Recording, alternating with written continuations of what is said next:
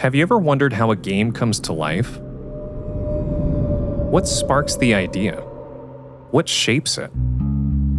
And how does it actually end up getting made? I'm Joe Chi, and as a video game streamer, I'm always curious about the stories behind my favorite titles. That's why I'm traveling to Africa to visit an up-and-coming game studio. My journey begins in Ile-Ife, Nigeria, founded in 500 BC and home to the Yoruba people, who believe that humanity itself started here. Ile-Ife is also home to Dimension 11, a small studio that embodies the spirit of artistic innovation and the preservation of a culture often overlooked by mainstream media. As they work through their final stages of their first ever release, Legends of Orisha, Blood and Water, I'm here to learn more about their creative process and to explore how they draw inspiration from the vibrant culture and heritage of their hometown. Join me at the intersection of culture, technology, and imagination on the game maker's journey.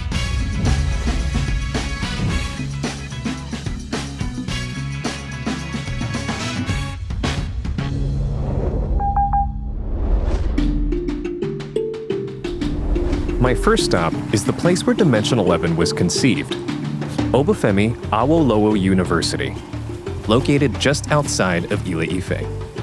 It's here that I'll meet a few of the co-founders of the studio. As I step foot on campus, I'm eager to engage with the people behind this ambitious endeavor. David, good to see you again. Nice to see you. Hey.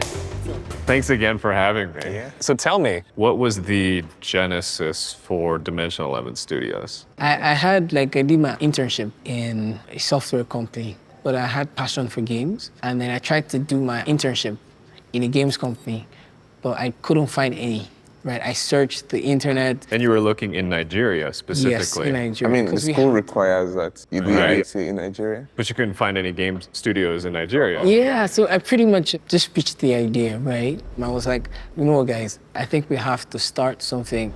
And the rest is history. Yeah. And so you didn't just go for the next FPS game. You didn't go for the next esports game. You went for a heavy, narrative-driven, culturally driven video game.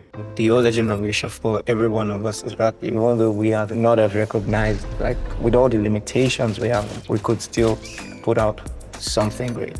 I remember seeing the GDC statistics on Africa having 1% of the global game developers, and we realized that, okay, at this point, we want to make something bigger for us to prove to the world that African stories can blow everybody's mind. Like, it's big, it's huge. Yeah. So what has never been done, let's do that. What's never been done is a story about a whole culture, a whole mythology that I have very little experience with, Yoruba culture.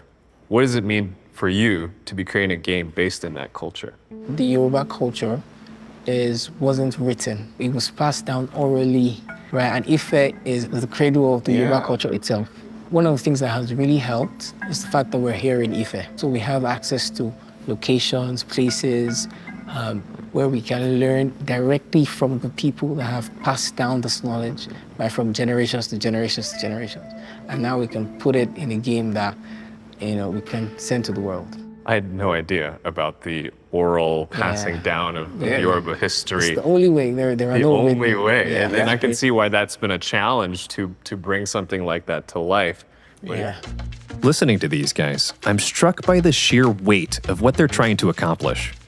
Without a written version of the language, its chances of extinction are amplified exponentially. So the idea that a video game could become a permanent record of an ancient culture inspired me to travel back to Ile-Ife in search of someone who is still giving voice to these oral traditions.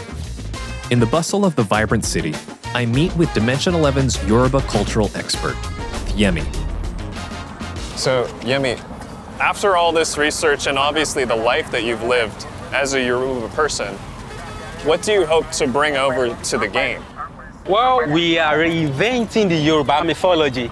For example, one of the Yoruba myths, the myth of Eshu, is mostly demonized as being the Satan in the biblical cosmology. So we are trying to change the perception of people that, okay, in our culture, it doesn't represent the biblical Satan. So we are trying to bring those aspects. So, Yemi, what is one takeaway you wish you could share after players have played through Legends of Orisha about the Yoruba people? Oh, I would say the richness of the Yoruba culture in terms of language. You know, these days we have the Yoruba language going into extinction, which is not supposed to be so. When a group of people lose their language, they lose their identity. Most Yoruba people we have now can't even speak the language correctly. They can't even speak it fluently again with the richness of the philosophy and the deep-rooted wisdom we have there. So I'd like to bring the language to the game. Ìgbàgbèrè kí n pàṣẹ fún un títọ́ sì fetí sí ọ̀rọ̀ mi.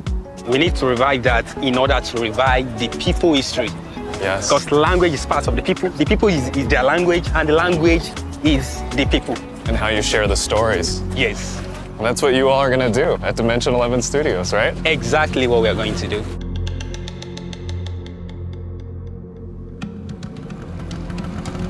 My adventure with Yemi continues. We ride a short distance to Oshun Grove, a mystical forest on the outskirts of Ile-Ife. This ethereal location plays a major role in the game, as I was about to learn from the team's creative director, Winston Ohun. The game is set in the aftermath of the fall of the Oyo Empire. So this turbulent space, that's where we set the game. Not just in the narrative design, but also in the level design as well, right? So getting the kind of environment that these people lived in, because this place has not been modernized. So you get the same kind of vegetation that these people lived under, the same kind of animals they cohabited with, right? So it's just a unique perspective into the past. Yeah, so this is the Oshun River. It's where all the sacrifices and offerings people bring and put in the river. You can hear the current and how fast the river is flowing, right? So that's, once they bring the offerings, it takes them immediately. That's the idea. It's a motif that actually gets adopted into our game. Oh, really? Right? So yeah, sometimes with different contexts, but the idea is still the same, that the river is capable of Cleansing. Yeah, cleansing, the cleansing exercise. So one thing I'd like to bring to your attention is this statue right here. So the significance of this statue is it's the entrance to the Ifa priesthood. So when initiates go through, which you're supposed to do backwards, not forwards, it's forbidden to do it forwards, they sort of traverse through this dimension, through this physical realm. They have the capacity to gain the wisdom and come out of the other side changed. And so trying to draw inspiration from these statues here and adapting it into our game is really one of the most important things that I'm doing with my work. We want to portray authentic African culture, but we want to also present the average gamer with a familiar experience, in the sense that we want to make some more intuitive level design. Like for instance, how are you supposed to know you're supposed to turn the back? That sort of thing, that's what we want to highlight. And do you think that'll be through hints, or will that be through an explicit sharing? Making it explicit is going to take some of the power of it. So hints would give the player some good feeling that, oh, I figured this out. And that's how we are trying to create a blend between what is authentically African and what is familiar to gaming. Having learned about the importance of Africa's influence on the game, I turned my attention to the importance of a game coming out of Africa. I head to my last stop for the day, a vibrant bar nestled in the heart of Ile-Ife. It's here that I'll meet up with Tami, a local game exec who plays a pivotal role in helping bring titles like Legends of Orisha to a global audience. Got you a drink already? Thanks, man. So tell me, what is your role at Xbox? So I'm the Global Expansion Incubator Manager for Africa and the MENA region. I think if we want gamers from all over the world and we want to reach every gamer in the world, then we need more diverse content and we need more diverse creators. And my role is basically going to areas where we typically don't see a lot of content and finding really cool games, cool developers, and creating content from those areas and for those areas with the ultimate goal of reaching every gamer in the world. Why do you think it's important to help studios like Dimension 11? Because of what they represent, right? It's a small team, bootstrap, that are self-starting. They're really easy to root for because the passion is real, the commitment to gaming is real. I think if we get more content from people that passionate, we're gonna get better games. As one of the few external partners in this whole project, why is it so important for you to see this game come to fruition? And why is it so important for them to tell the story that they're trying to tell? We've got a lot of games about mythology from different regions around the world, European, Asian, American. You don't really get many video games about African mythology. So I think it's really important from that point of view that, look, there's great stories here and people need to see them and people need to hear them, people need to play them. And yeah, it's just a great opportunity, and I think it's going to open doors for loads of stories. And I think we should totally drink to that. Man. Absolutely. Yeah. Cheers, Joe. It was a pleasure. Yeah, for sure. As the night sky gives way to the first light of a new day, I find myself retracing familiar steps back to Obafemi Awolowo University and its Department of the Dramatic Arts.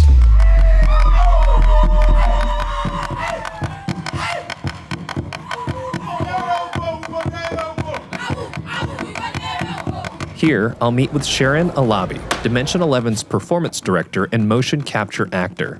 She's rehearsing intensely to embody the spirit of Yoruba ancestors that inspired the game's characters. You are Yoruba, is that correct? Yes, I am. And how does being Yoruba impact the way you work on this project? So I was born into the culture, into the language. So when Winston needed help with the scripts, I would give him ad-libs. That's because it's innate. It just comes to me. I don't have to think so much about it. As a new war of the gods may well be upon us. So what you're saying is there wasn't that much research that you needed to do. This all came from within, from your own history with Yoruba. I love that. Yes. Talking about this whole project, obviously it's a big task to produce such an incredibly ambitious game. It really is. What are some of the challenges you faced during this process? At first, I wasn't so familiar with the intricacies of what it means to act in a game. Especially first time I got in the mocap suit. It was fascinating.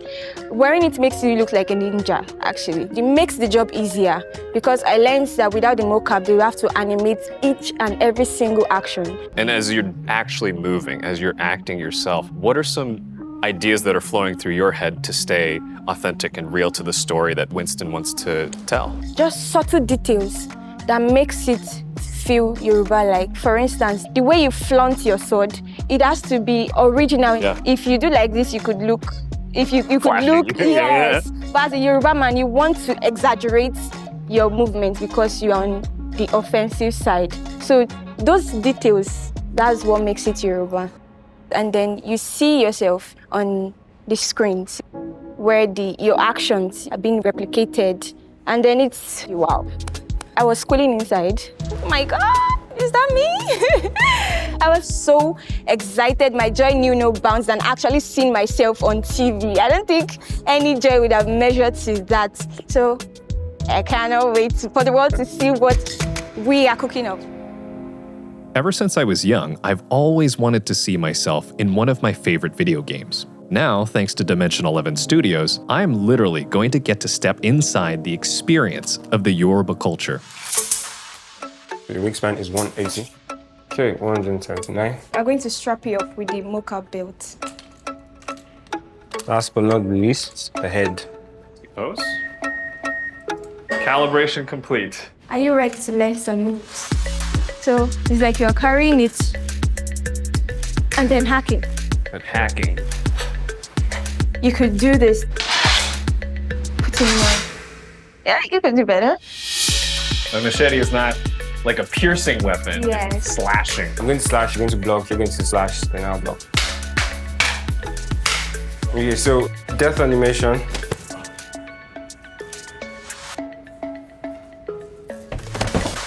That is pretty good.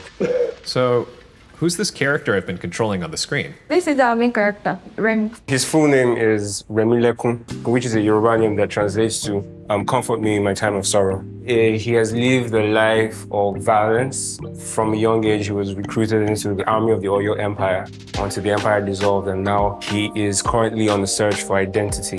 Very cool. Thanks for the context. Continuing my exploration of Dimension 11 Studios, I find my way to the realm of the programmers. It is here that intangible lines of code transform into vibrant animations, breathing life into the immersive world of Legends of Orisha. As I reunite with David and Owerri, the brilliant minds behind the game's development, they eagerly invite me to witness the demonstration of one of their many meticulously crafted game systems. What we're about to show you is a new system that we're working on, the positioning system. So it's the fight ring. Like, you want to create a rule of order. You want to have them well positioned so that the player doesn't get overwhelmed by a lot of enemies. How many enemies can we be expecting to fight simultaneously versus within the arena? The system dictates that. Fight priority. Like, we use several rules to determine which enemy can fight. And based on the rules and where the player is, currently, these guys, the max is set to 3, and all the other ones would be technically waiting for him to kind of like play and then fight. It's a little easier to see that process happening in an empty space. Yeah. Because I'm sure once you fill it up with sound and set pieces and environments, and then just also idle animations from the others, I'm sure this system becomes a little less apparent, right? Yeah. The idea is we should be able to spawn these enemies as frequently as possible, right? Liberally. Yeah. Just to keep them engaged. I mean, this has been very enlightening to me, by the way. I've played hundreds of games in my lifetime, but I've never actually taken the time to think about these combat systems and all of the time, the effort, the sweat that goes into it. So switching gears here a little bit, I know you guys are the lead programmers on Legends of Orisha, but I think the unique thing is that you are also executives at Dimension 11. I wanted to talk about any technical hurdles and challenges you've had to overcome. Oh my God. You probably have a running list. Africa is just coming up in the games industry. Like, the industry is still very young. So to get talents, we've had to train people in this part of the world, teach them, oh, this is how you do this and that, so that they can be up to speed and be part of us. But there's something that makes us stand out in Dimension 11, inclusion. In AAA space, not everyone is included. You don't really get to interact with other things, and then you're probably doing just one thing. But in Dimension 11, one person can do a lot of things. They can be a programmer and then do a bit of art. So it gives us that leverage over AAA space. Aside that, we had issues with assets. For example, the popular marketplaces we have for art assets out there, they don't really have African assets. Like, I went on every marketplace and I was searching for African assets to work with, right? We are on our own, so basically. Now you have to start from the ground up, is that right? Yeah. So we knew that we had to make a lot of things ourselves. So we had to prepare a highly experienced art team. I think one of the things that really helped us, and it's one of the mindsets that we have as a company and as a team, is whatever problem we're facing, we will find a solution to it. It's not that way. So it's like, so we don't just get to a problem and just stop, no. I would credit your ambition to get the standards that you want to have for your first title. I was also just curious, what are some video game influences that have inspired Legends of Orisha? One of the games that really inspired us is Hellblade, Senua Sacrifice, right? Game. Like, you really get sucked into the player's world. You get like the emotional things that happen, you see it on the character, and also the depth of the lore.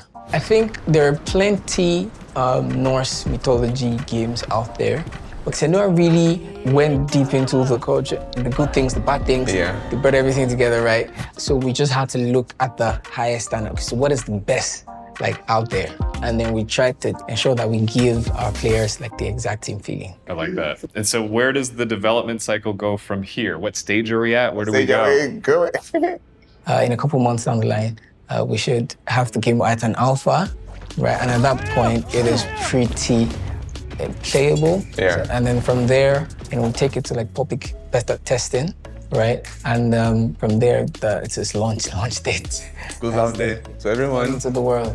Well, do we actually have a vertical slice that I could test out today? Or? Yeah, sure, we do. Yeah. Let's do it.